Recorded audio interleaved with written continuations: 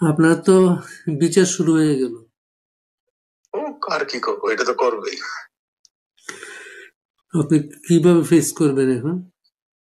Face করার কিছু আছে নাকি বলুন? আমাদের কিছু করার আছে?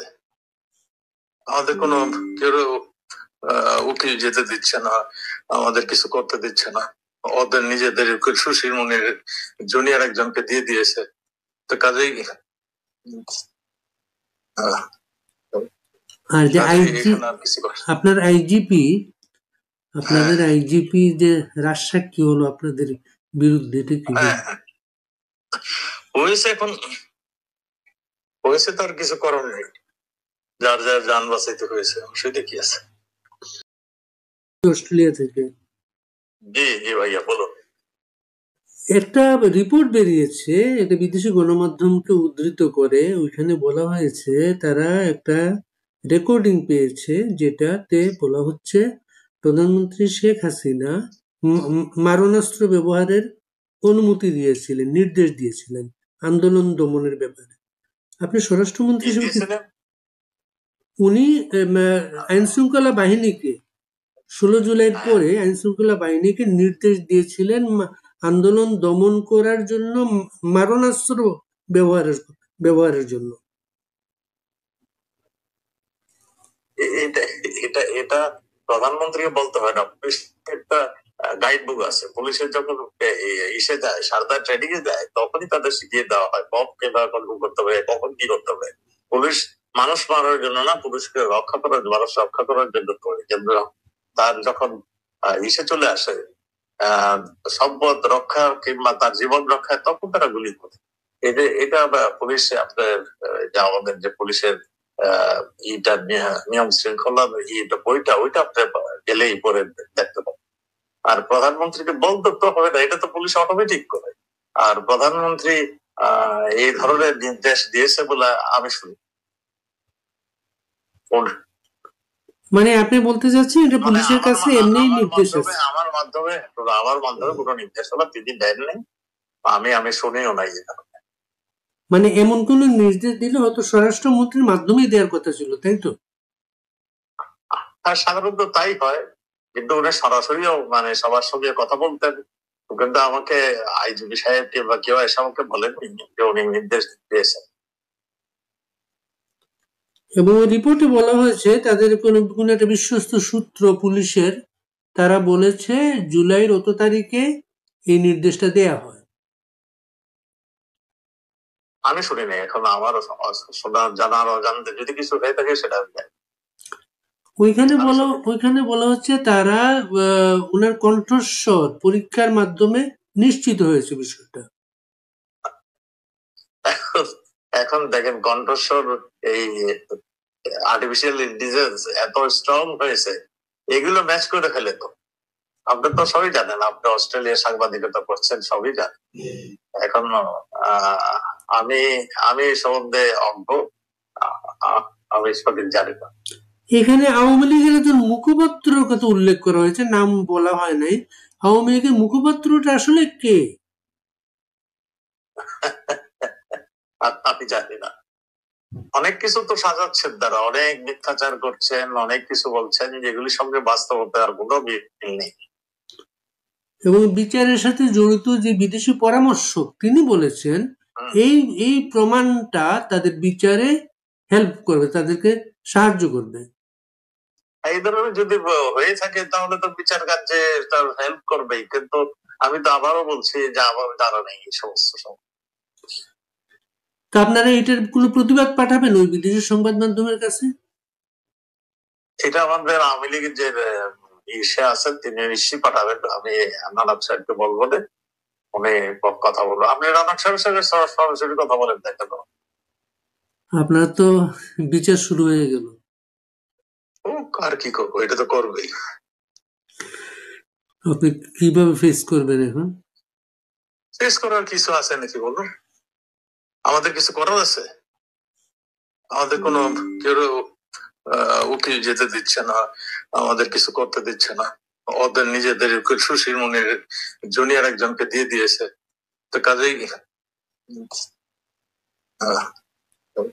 আর যে আইজি, এখানে আর কিছু করার আপনার আইজিপি, আপনাদের আইজিপি যে রাজসাক্ষী হলো আপনাদের বিরুদ্ধে, এটা কি হয়েছে? এখন হয়েছে, তার কিছু করার নেই, যার যার যান বাঁচাইতে হয়েছে, সেটা কি আছে। আপনি এই দেশের জন্য যুদ্ধ করছিলেন, আজকে এখন আমাকে ঝুলাবে, অসুবিধা কি আছে? আমার তো কিছু করার নেই। আমার যদি কিছু করার থাকতো আমি করতাম তো। এইটাই আপনাদের মাধ্যমে বক্তব্য হলো যে মানে এত জঘন্য, এত হিংস্র, এত মানে আমি দেখি নাই কোনোদিন। আমরা তো 15-20 বছর ক্ষমতায় ছিলাম, আমরা তো কারো পুরো এই ধরনের অত্যাচার আমরা করিনি। আপনি মুক্তিযুদ্ধের সময় কোন এলাকায় ছিলেন আপনি যুদ্ধে? আমি সেক্টর 2, দ্যাট ইজ আমাদের ঢাকার মানিকগঞ্জ, মুন্সিগঞ্জ, এই সমস্ত এলাকায় ছিলাম। ঢাকা সিটি এক অংশ। আপনার সেক্টর কমান্ডার কে ছিলেন? সেক্টর কমান্ডার সেক্টর 2 প্রথম ছিল খালেদ মোশাররফ, তারপর ছিল হায়দার শেখ। আপনার কোনো রোল ছিল, এমনি কোনো পদ ছিল? আমরা তো তখন ছাত্র এসে তো ওখানে তো যারা আর্মি অফিসার ছিল তাদেরই রোল ছিল। আমি হালিম সাহেবের সেকেন্ড ইন কমান্ড হিসেবে কাজ করতাম। আব্দুল হালিম চৌধুরী উনি না? জি জি জি, আব্দুল হালিম চৌধুরী। আপনি ওই সময় স্টুডেন্ট ছিলেন আপনি? জি জি। কোথাকার, কোন কলেজ ও ইউনিভার্সিটি ছিলেন? আমি তখন ঢাকা ইউনিভার্সিটির আন্ডারে গ্রাজুয়েট হিসেবে আমি লেখাপড়া করতেছিলাম, গ্রাজুয়েশন হিসেবে। মানে অনার্স আপনি পিলিতে? আচ্ছা। তা আপনি দেশবাসীর উদ্দেশ্যে আজকে কি বলবেন? আপনার বিচার শুরু নিয়ে, আপনি একজন বীর মুক্তিযোদ্ধা, এই দেশের জন্য যুদ্ধ করছেন। বলার উদ্দেশ্য, যাদের বিরুদ্ধে আমরা যুদ্ধ করেছি তারাই এখন ক্ষমতায় আসছে। সেই পাকিস্তান, যাদের বিরুদ্ধে যারা তখন রাজাকার আল-বদর বাহিনী নিয়ে আমাদের এগেস্টে পাকিস্তানের সহযোগিতা, তারা এখন ক্ষমতায়। কাজেই তারা ক্ষমতায় থাকতে আমাদের কি হবে সেটা তো আমাদের দেশবাসী নিশ্চয়ই অনুমান করতেছেন। আমার কাছে এইটুকুই কথা, যদি দেশকে কেউ ভালোবাসে, স্বাধীনতাকে ভালোবাসে, তাহলে তাদের ঘুরে দাঁড়াতে হবে। ঘুরে না দাঁড়ালে এই জালেমদের থেকে কিছুতেই বেরোতে পারবে না। আপনাদেরকে তো এখন ইন্ডিয়ার কাছে হস্তান্তরের কথা বলা হতে পারে, তাই না? এটা বলতেই আছে, নতুন না তো, বলতেই আছে। আপনার কি মনে হয় ভারত গভর্নমেন্ট কোন রেসপন্স করবে এই ব্যাপারে? ভারত গভর্নমেন্ট কোন পদক্ষেপ নিতে পারে এই ব্যাপারে? আমি জানি না। এটা ভারত গভর্নমেন্টের নিজস্ব ব্যাপার, নিজস্ব সিদ্ধান্ত। তো ভারত যেহেতু আমাদের স্বাধীনতা যুদ্ধের মিত্র ছিলেন, স্বাধীনতা যুদ্ধে তারাও স্বাধীনতা যুদ্ধে অনেক এর প্রাণ গিয়েছে।